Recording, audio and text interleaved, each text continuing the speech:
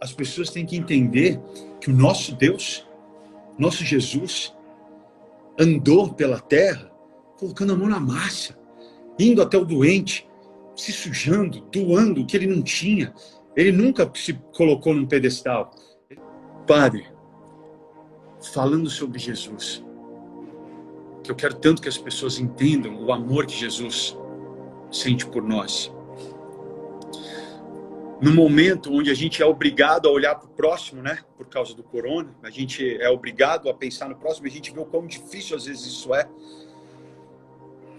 A gente tem que se espelhar em Jesus, que encarou a maior dor que a gente já ouviu ser descrita por amor a nós.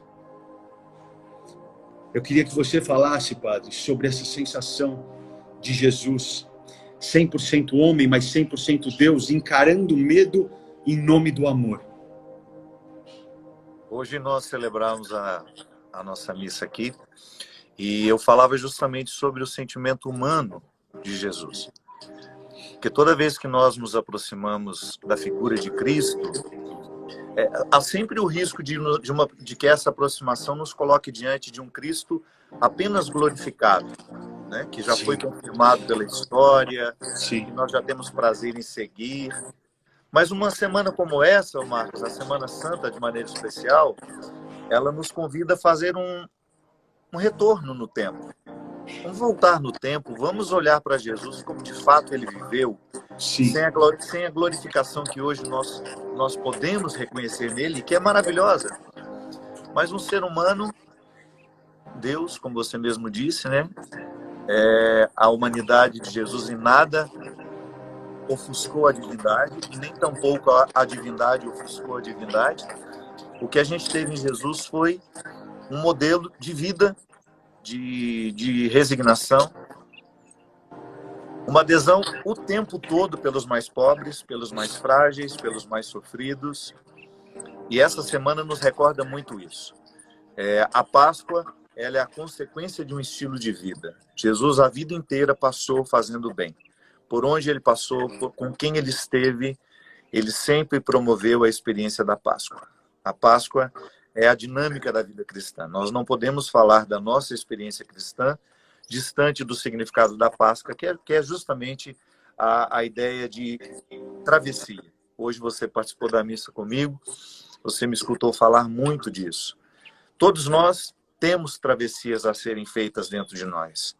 Todos nós precisamos fazer deslocamentos na direção de uma estrutura de vida melhor, de um comportamento mais acertado, mais assertivo, mais coerente. A Páscoa é para nós, o dia de hoje é para nós, uma oportunidade que nós temos de nos recordar desse Jesus que viveu diariamente o seu processo humano de descobrir a melhor maneira de ser para as pessoas. Sabe, Padre, desculpa te interromper, mas não tá interrompendo. Eu acho que a beleza do que a gente pode passar é porque às vezes a gente fala de Jesus, a gente, como você mesmo falou, vem aquela divindade, né, consagrada, mas as pessoas têm que entender que o nosso Deus, nosso Jesus, andou pela terra colocando a mão na massa, indo até o doente, se sujando, doando o que ele não tinha. Ele nunca se colocou num pedestal. Ele andava, se machucava, arrastava o pé descalço. Ele ia onde o povo estava, com muito amor. Nunca com medo de sentir dor ou tendo que se colocar numa posição de Deus. Muito pelo contrário, né? Muito pelo contrário. E eu acho que esse é um exemplo para quem somos nós para não querer ajudar alguém, ou quem somos nós para nos acharmos bons o suficiente, ou para nos colocarmos numa posição de sermos bons o suficiente para estender a mão para alguém. Às vezes nós temos uma impressão de que Jesus se tornou quem ele se tornou na sua época por causa dos milagres que ele fez. Claro, os milagres que Jesus fazia eram absolutamente arrebatadores. Ele era capaz de transformar uma realidade em outra, absolutamente outra. Isso era um verdadeiro milagre. Um homem que estava morto retorna à vida. Um homem que era cego volta a ver. Então é claro que esses milagres são arrebatadores. Mas há um detalhe, Marcos, que eu acho que nós precisamos recordar. Se a gente for pegar os seguidores de Jesus, apenas alguns por cento experimentaram os milagres dele. Mas a grande maioria estava andando atrás dele por causa daquilo que ele falava. Sim. Era o poder libertador de sua palavra.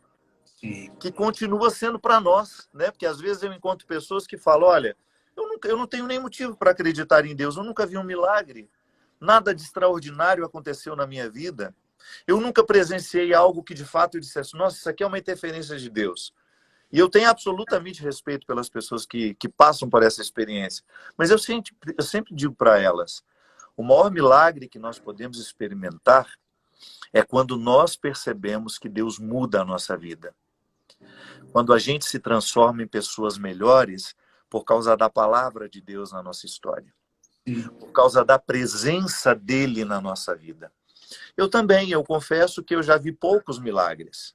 Do ponto de vista extraordinário. Daquilo que não tinha condições de ser e passou a ser porque houve uma interferência divina. Gente, sim, já vi coisas lindíssimas acontecer.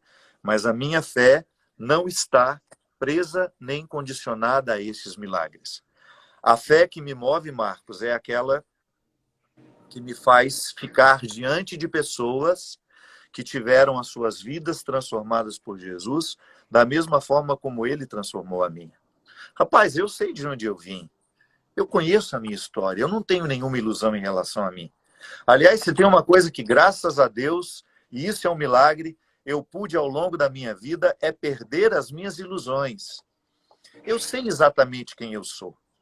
Eu tenho um profundo conhecimento da minha miséria. Rapaz, mas eu vejo o quanto Deus age através dela. Sim. O quanto Deus é capaz de passar por cima de tudo isso. Sim. E fazer o meu ministério ser grandioso na vida de tantas pessoas. E quando eu falo grandioso, Marcos, eu não estou me referindo à multidão, porque há muito tempo eu deixei de prestar atenção na multidão. Sim. Um dia eu aprendi que a melhor forma de comunicar é, mesmo eu tendo 1 milhão de pessoas diante de mim, eu comunicar como se eu estivesse apenas com uma. A multidão só presta atenção em nós se nós estivermos falando com cada pessoa que estiver presente ali.